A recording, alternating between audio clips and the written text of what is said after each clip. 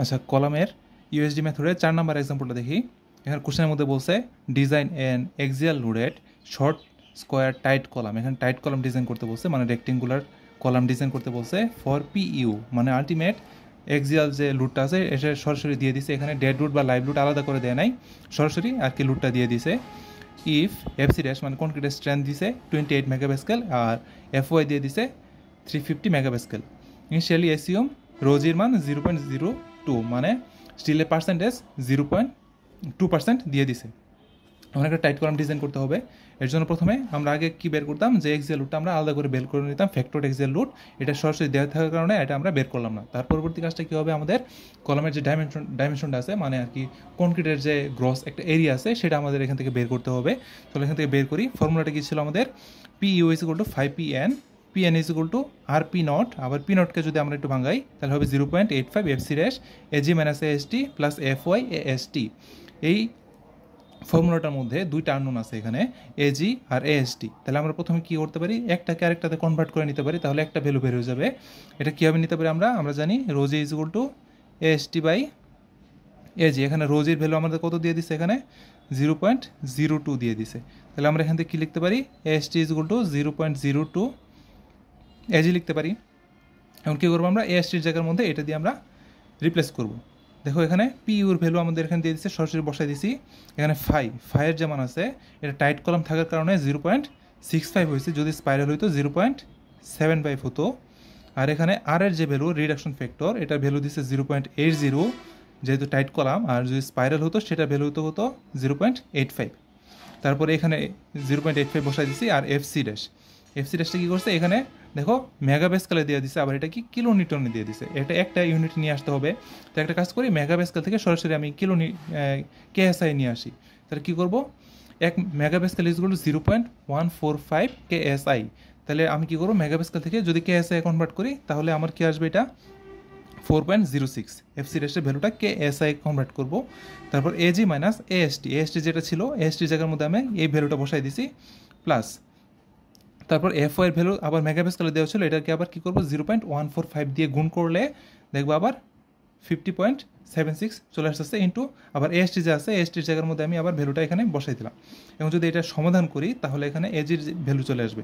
এটা সমাধান করার একটা শর্টকাট দেখাই, এটা তোমরা পারবা ইজিলি। যেমন দেখো এখানে ভ্যালু কত ছিল, 2600, ইকুয়াল সাইন দিলাম 0.65 ইন্টু 0.8 ইন্টু 0.85 ইন্টু 4.06 ইন্টু এজির জায়গার মধ্যে এক্স দিলাম, মাইনাস 0.02 ইন্টু এক্স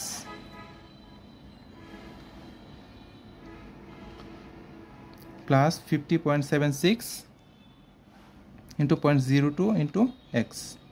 এখন কী করবো, শিফট সলভ, তারপরে 1 বা যে কোনো একটা নাম্বার দিলা, দেওয়ার পরে তুমি যদি এখানে ডাবল ইকুয়াল চাপ দাও তাহলে তোমার এখান থেকে ভ্যালু বের হয়ে যাবে।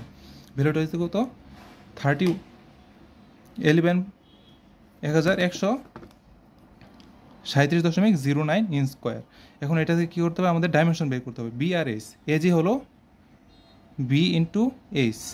এখন বি ইন্টু এ যদি করি 34 × 34 যদি করো তাহলে এটা সবচেয়ে বেশি ক্লোজ আসতেছে 1156 এই ডাইমেনশনটা। তাহলে আমরা অ্যাকসেপ্ট করবো। এক্ষেত্রে আমরা পরবর্তী যদি কোনো ভ্যালু বের করতে হয় সেক্ষেত্রে এজির ভ্যালু হিসেবে আমরা 1156টাকে এখন ইউজ করব। এখন আমাদের কলামের ডাইমেনশনটা বের করা হয়ে গেছে। এখন আমাদের বের করতে হবে আমরা লঙ্গিচুডিনাল বা ভার্টিক্যাল বার হিসেবে কত নাম্বার বার ইউজ করব, আর সেই বারের এরিয়া আসলে কত হবে সেটা আমাদের এখান থেকে বের করতে হবে। তাহলে আবার কী করবো, আমরা এজির ভ্যালুটা বের হয়ে গেছে 1156। এখন আমরা কী করবো, আবার সেম ফর্মুলাটা লিখে জাস্ট এইখানে আবার এজির ভ্যালুটা বসাই দিব 1156। তাহলে কী হবে, আবার সেমভাবে ক্যালকুলেটারের মাধ্যমে এখানে এক্স বসাইয়া আমরা এখান থেকে এএসটি ভ্যালুটা বের করে ফেলতে পারবো। আচ্ছা, এএসটি ভ্যালুটা বের করলাম। এখন আমাদের কথা হলো আমরা কত নাম্বার বারটা এখানে ইউজ করব। বার ইউজ করার ক্ষেত্রে আমি এখানে 8 নাম্বার বারটা ইউজ করছি। 8 নাম্বার বারের এরিয়া হলো 0.79। এটা থেকে কীভাবে বের করতে হয় দেখাই। আমার দেখো এএসটি ভ্যালুটা কত হচ্ছে 21.36।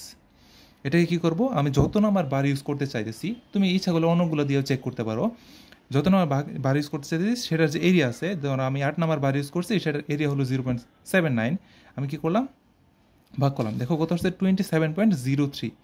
যেহেতু 27 ক্রস করে ফেলছে তাহলে আমার কী করতে হবে, বারের সংখ্যা নির্ধারণ করার ক্ষেত্রে আমার পরবর্তী যে সংখ্যাটা আছে পূর্ণ সংখ্যা সেটা আমার ইউজ করতে হবে।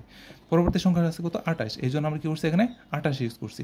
এখন যে এটার জন্য যা আসছে এটার জন্য তো আমার এরিয়া কম ছিল, যেহেতু 27 পয়েন্ট সামথিং, এই জন্য কী করবো 28টার জন্য পুরো এরিয়ার জন্য আমি কী করবো 28 ইন্টু 0.79 দিয়ে গুণ করবো। তাহলে আমার যে টোটাল যে এরিয়া দরকার ছিল সেটা আমরা পেয়ে যাবো। কত পাইতেছি আমরা, 22.12। তার মানে এটা হলো আমাদের অ্যাকচুয়াল স্টিলের যে এরিয়াটা আছে সেটা।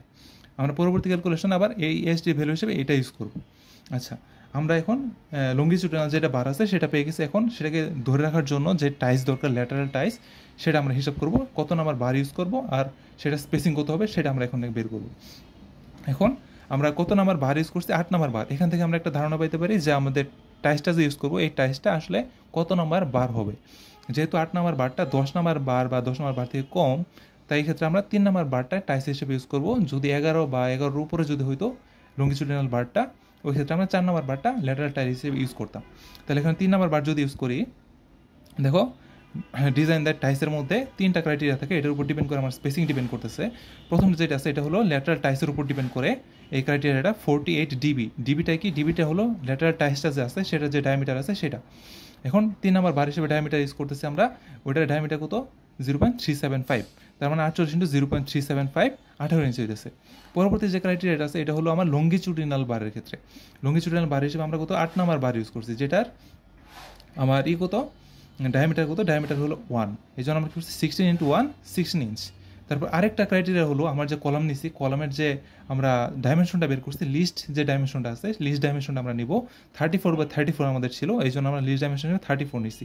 এখন এই 3টা ক্রাইটেরিয়ার মধ্যে আমরা কি করব, কম্পেয়ার করব। কম্পেয়ার করে যে ভ্যালুটা সবচেয়ে কম হবে সেটা হবে আমার যে ল্যাটারাল টাইসটা ডিজাইন করতেছি সেটার স্পেসিং। তার মানে সর্বনিম্ন কত আছে 16। তার মানে 3 নাম্বার টাইস তো আমরা দেখলাম কীভাবে আসছে। তারপর এটার স্পেসিং কত হবে 16 ইঞ্চ। তারপরে আমার এখন সব কিছু বের করা শেষ, স্পেসিং বের করছি, কত এরিয়া ছিল সব বের করছি। এখন আমাদের একটা মানে দেখতে হবে সেটা এসিআই কোডটা ফলো করতেছে কিনা। যদি ফলো করে তাহলে আমরা ডিজাইনের দিকে যাব, প্রসিড করব। আর যদি কোনোভাবে যদি কোনোটা রিকোয়ারমেন্ট ফুলফিল না করে তাহলে আমাদের আবার চেক করতে হবে উপর থেকে। আচ্ছা ঠিক আছে, দেখি প্রথমে আমরা চেক করবো যে আমরা যে লঙ্গিটিউডিনাল বারটা ইউজ করছি, টোটাল 28টা বার ইউজ করছি। 28টা বার যে ইউজ করলাম, এখন সেটা আমার স্পেসিংটা মেনটেন করতেছে কিনা। স্পেসিং মেনটেন করার রিকোয়ারমেন্টটা কি, আমার দুইটা যে বার আছে, দুইটা লঙ্গিটিউডিনাল যে বার আছে, দুইটা বারের মধ্যে মিনিমাম ক্ষেত্রে ওই যে বারটা যে ইউজ করছে কত নাম্বার বার, সেই বারের 1.5 টাইমস পর্যন্ত স্পেসিং রাখা যায় মিনিমাম ক্ষেত্রে, আর সর্বোচ্চ 6 ইঞ্চি পরিমাণ স্পেসিং রাখা যায়। তাহলে চলো এখানে দেখি স্পেসিংটার ক্ষেত্রে 34 হলো আমার যে কলামের যে একদিকের যে এক সাইডের যে আমার যে ল্যান্ডটা আছে সেটা হলো 34 ইঞ্চ, এবং এটা থেকে 1.5 কোনটা আমার এইদিকে যে ক্লিয়ার কভার বাদ দিতে হয় 1.5, আর এইদিকে 1.5, দুইটা 1.5, এই জন্য দুই সাইডের জন্য 2 দিছি, আর 1.5 ক্লিয়ার কভার। আচ্ছা, মাইনাস 0.375। যখন আমি ক্লিয়ার কভারটা বাদ দিয়ে দিছি, তারপর আমার কী থাকে, এইদিকে একটা স্টিরাপ থাকে, এইদিকে আর একটা টাইস থাকে, যেটা বলা হয় টাইস থাকে। এটা আমরা 3 নাম্বার ইউজ করছিলাম। 3 নাম্বার ডায়ামিটার কত 0.375, এইদিকে একটা এই জন্য 2 মাইনাস প্রতি সাইডের মধ্যে আমি 8টা করে দিয়েছি। প্রতি সাইডে 8টা করে আমি এই যে লঙ্গিটিউডিনাল যে বারটা আছে এটা আমি ইউজ করছি, যেটার আমার ডায়ামিটার কত 1, এই জন্য 8 দিয়ে গুণ করছি। আর 7 কোনটা, আমার 8টা যেহেতু আমার এখানে বার আছে, এর মাঝখানে 60টা স্পেসিং আছে আমার এখানে, এই জন্য 60টা দিয়ে আমি কী করছি এখানে ভাগ করছি। ভাগ করার পরে দেখো এখানে 3.17 আসতেছে, যেটা 6 ইঞ্চি থেকে কম। তার মানে এটা আমার এসিআই কোডটা ফুলফিল করতেছে। তারপরে এটা কি আমার স্টিলের পার্সেন্টেজের ক্ষেত্রে একটা রেঞ্জ আছে 0.01 থেকে 0.08 মাঝখানে, এইটুকুর মধ্যে থেকে ওকে। আমরা চলো দেখি rho is equal to AST by AG। ASTর ভ্যালু আমরা পাইছি, AGর ভ্যালু আমরা পাইছি। এখন ভাগ করার পরে দেখো 0.019 আসতেছে, যেটা এই রেঞ্জের মধ্যে আছে, তার মানে এটা ওকে। তার পরবর্তী আসছে কি, আমার দেখতে হবে যে আমার কয়টা বার ইউজ করছি। বারের ইউজ করার ক্ষেত্রে স্পাইরাল এর ক্ষেত্রে মিনিমাম ক্ষেত্রে 6টা বার ইউজ করতে হয়, আর যদি আমি রেক্টেঙ্গুলার বা টাইট কলাম ডিজাইন করতে চাই তাহলে মিনিমাম ক্ষেত্রে 4টা বার দিতেই হয়। আর যদি আমি ট্রায়াঙ্গুলার করতে চাই তাহলে মিনিমাম ক্ষেত্রে 3টা বার ইউজ করতে হয়, ওপরে যত ইউজ করতে পারি ইকোনমিক্যাল রেঞ্জের মধ্যে আর কি। এখন আমরা 28টা বার ইউজ করছি, যেটা আমার 4 থেকে বড় আছে, তার মানে এটা ওকে। আর স্পেসিং অফ টাইস আমরা ইউজ করছি কত 16 ইঞ্চ ইউজ করছি। আমরা ম্যাক্সিমাম ক্ষেত্রে কত জানি 18 ইঞ্চ পর্যন্ত আর কি স্পেসিং রাখা যেতে পারে, যেটা 18 থেকে কম আছে, তার মানে আমার টাইসের যে স্পেসিং আছে সেটাও আমার মোটামুটি ঠিকঠাক আছে। এখন আমাদের এসিআই কোড সব কিছু ঠিকঠাক মতো ফলো করতেছে। তারপরে আমরা কী করবো, ডিজাইনের দিকে প্রসিড করব। এখানে যে ভরাট করে যে এগুলো আছে সার্কেল, এগুলো হলো আর কি লঙ্গিচুডানাল বার বা ভার্টিক্যাল যে বারগুলো আছে এগুলো আমরা 28টা বার ইউজ করছি। টাইস যেটা ইউজ করছি এইদিকে ল্যাটারাল টাইস, এটা 3 নাম্বার টাইস ইউজ করছি 16 ইঞ্চি পর পর। এখানে ক্লিয়ার কভার 1.5 ইঞ্চ করে আছে, সব দিকে 1.5 করে আছে। আশা করি বুঝতে পারছো। এই যে ম্যাথগুলো করালাম এগুলো তোমরা সফটওয়্যার দিয়ে করতে পারো। আমি চাইলে ওই যে সফটওয়্যার দিয়ে এটা করতে পারো তুমি, এক্সিয়াল লোড ফ্লেক্সিবল লোড যেগুলো আছে ওগুলো তুমি চেক করতে পারো। ওইটার সফটওয়্যারটার লিঙ্ক আমি তোমার ডিসক্রিপশনে দিয়ে দিতেছি, ওটা তোমরা দেখে নিতে পারবা। Thank you.